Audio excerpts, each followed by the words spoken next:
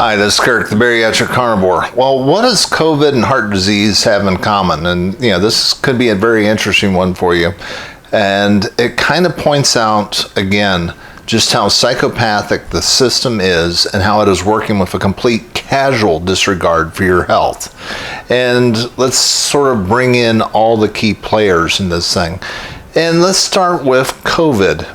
And one of the reasons why I didn't freak out about COVID after really February of 2020 was because of the Diamond Princess. Now, let me go back to January 2020.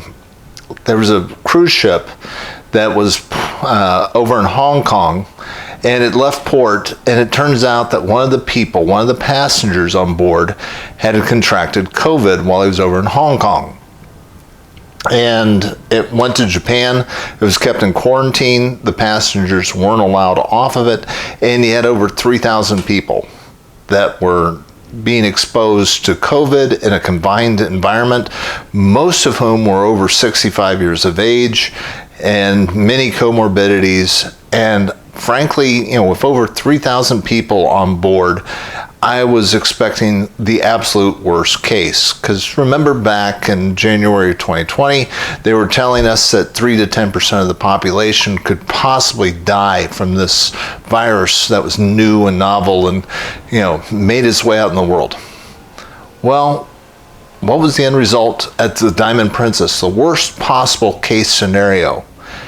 14 people died, which created a mortality rate of 0.3%. And almost all of them were people that were over 80 with comorbidities.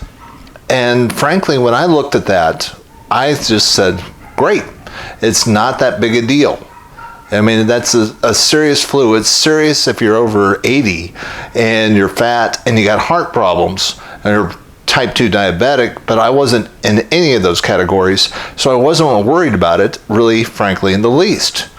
And I wasn't alone in that. There was people like Dr. John Ioannidis, who's an epidemiologist from Stanford University, that came to the same conclusion, and a whole bunch of other people did too, but not the mainstream media, who were engaged in a constant slew of fear porn that kept American policymakers, the government, everybody in a state of constant panic over disease that we knew, based on the Diamond Princess numbers, had an overall mortality rate of 0.3%. That, to me, was ridiculous.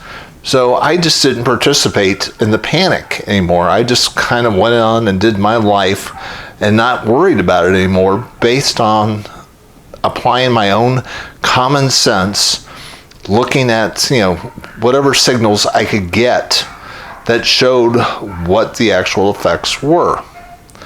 Now, the reason I bring this up is because there's another interesting thing when you kind of look at it, and that is what's been going on with heart disease in this country. And it has nothing to do with COVID. We're just talking about the epidemic of heart disease that has happened since really the beginning of the 20th century. Prior to 1900, there was virtually zero recorded cases of heart attacks at Boston General Hospital, which has probably the best long-term medical records of any other hospital in this country. There weren't any heart attacks, and suddenly around 1905 there was this heart attack, and it just caught everybody by surprise because nobody had ever seen it before. And then all of a sudden it started increasing, and it kept getting worse and worse and worse. And nobody asked themselves a very important question. What's changed? What has happened to America from the beginning of the 20th century through to date? Well, there was actually three major things that changed. One, the introduction of vegetable seed oils into the diet. Number two, we were pulverizing and ultra-processing food and flour. That was changing things. And number three, we were adding in a whole lot more sugar. Sugar used to be reserved for the very rich, something that people got very sparingly, and all of a sudden it became ubiquitous in all of our food, kind of changed the recipes and a lot of other stuff. So our food supply was changing pretty radically. And there was one more thing, smoking. Philip Morris and a bunch of the other major tobacco companies were able to start producing cigarettes at a much cheaper cost. And as a result, half the American population, the adults, were smoking. And this went on right through the 1960s. And the amount of heart attacks that were going on went through the roof. Well, thankfully in the 1960s, the Surgeon General issued his report showing that his conclusion was smoking caused cancer, and as a result, a lot of people quit smoking. We went from having nearly half the adult population smoking to less than 10% today. Though, and we also decided that cholesterol was the big culprit in heart disease, so the amount of red meat consumption went down pretty dramatically. We started increasing the amount of vegetable seed oils in the form of margarine and a lot of other stuff like that. We got rid of lard, tallow. We quit eating red meat. We started eating more chicken. Now, and then along in the mid-1980s, along comes this great miracle drug called statins. And what statins did was they reduced the amount of LDL, the so-called bad cholesterol, out of the bloodstream. All these things should have ushered in a new golden age. Based on all the media reporting, etc., we should have seen a massive reduction in the number of heart attacks. When you've got a significant reduction in smoking, heavy drinking, reduction in cholesterol, reduction in the consumption of saturated fats, etc., we should have seen a major reduction in heart attacks. But we didn't. Matter of fact, heart attacks have only been going up despite the reduction in smoking, despite the fact that over a third of American adults are now taking statin drugs. All these things have all kind of been ignored by the mainstream media, the major journals, etc. Well, why? Why is that stuff being ignored? And frankly, you got to take a look at who's paying for the advertising for most of the news media, etc. Even the major medical journals. Take a look at the news tonight. See who is advertising between news segments. Big food, big pharma. Fast food joints, processed food, etc. And big pharma ads really make up the bulk of the advertising. And this is what's paying for those multi-million-dollar salaries for all those talking heads on TV. The major medical journals are also co-opted by big pharma because, take for instance the New England Journal of Medicine. They charge about $1,000 for each reprint for a copy of an article that was involved in their journal, and they take the big pharma buys those reprints and gives them to doctors, and gives some information to the influencers and the medical boards, etc., and helps them sell their product. See, when big pharma, they pay for the studies. They try like crazy to ship them and get them into a high prestige journal, and then they buy off the journal by buying reprints, giving them to the doctors. Doctors think they're getting unbiased information, but they're really just getting regurgitated propaganda from big pharma being published in highly prestigious journals because they're going to make a lot of money on them. I mean, if Merck gets an article in there, they are going to buy a lot of reprints because there's thousands and thousands of doctors. And they want, this is what makes up the bulk of their revenue stream. This is what allows them to pay their journal editors, over $1 million a year. So when you get information and you were told the standard of care is this, and you need to take this drug, all this stuff is based on, high prestige journals with all bought and paid for by big pharma. And then you get that message reinforced when you watch the news because you see ads for those particular drugs being pushed at you, which helps reinforce the overall message.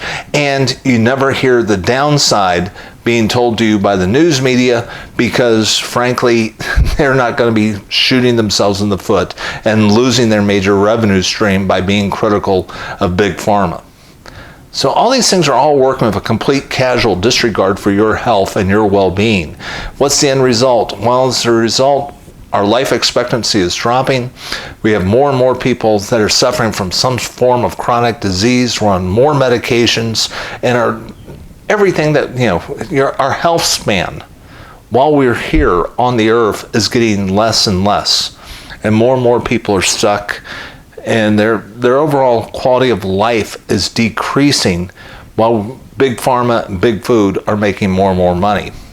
Now, I bring this up because, frankly, what bugs me, the no end, is some of these influencers that are on YouTube and other places that I've been watching lately, like this Plant Chompers guy and some others, that have been shills for big industrial seed oil and ultra-processed food. And they'll point out that, hey, the science says there's no danger of these things. And that's probably true. There's no studies that show that if you eat or drink vegetable seed oils, you're going to drop dead. They're not chronically dangerous. They're not something that you take one time and you're going to die. But when you look at the totality and you start applying your common sense, like you should have with COVID and the Diamond Princess, and you apply it to vegetable seed oils, and you apply it to ultra-processed food, and you apply it to sugar, you're going to realize that there were some major changes in the American dietary system in the last century, and our life expectancy went down. The number of heart attacks went up and has continued to go up despite the fact that so many people have quit smoking. Now, the life expectancy, your chances of surviving a heart attack have gone up pretty dramatically. And the Heart Association will say, hey, look at all the great work that we're doing, because fewer people are dying of heart attacks than were 30, 40 years ago. And that's true, because our technology has gotten significantly better. We've got these great new mechanical heart valves. We've got defibrillators everywhere. More people have learned CPR. We are better at being able to determine if somebody's having a heart attack, and we can do it quicker, and with quick treatment, people can survive heart attacks. But it doesn't mean that the number of heart attacks has decreased. That's not true. The number of people that have been having heart attacks, even though they're surviving them, has gone up pretty significantly. So add this together. Realize that there ain't no one looking after you and your health. They're not going to give you the straight scoop when it comes to seed oils,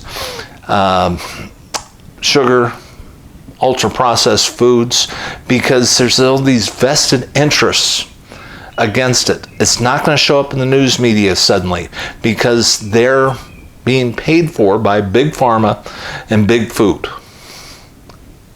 As a result, we're getting a lot of government capture, trying to get people like Robert F. Kennedy Jr., who have the guts to speak out against this cabal that is working so hard against your health, is pretty darn rare. Very few politicians are willing to stick their necks out, because they know that they're going to be attacked by the news media, by Big Pharma, by all the industry groups, etc., and by social media influencers, who are frankly not applying their common sense.